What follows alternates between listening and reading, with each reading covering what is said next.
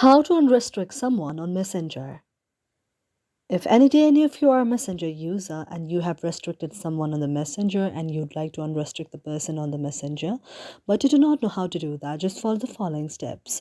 For this, first of all, you have to launch the Messenger application on your mobile device. You can access the Messenger application on your mobile device or manually find it by scrolling left or right. After you find the Messenger application, you have to tap on that.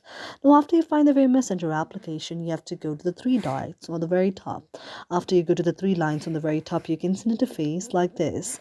Now you have to go to the option of the settings on the top and tap on that. After you go to the option of the settings on the top, you can see an interface like this. And then you have to go to the option of the privacy and safety. After you move to the option of the privacy and safety, you can see an interface like this.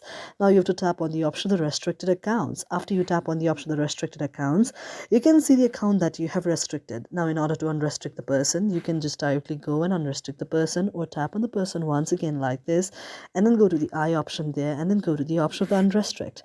Now after you tap on the option of the unrestrict like this, the person will be unrestricted on your very mobile device. Thank you for watching our video, and if you really like it, do not forget to subscribe our channel.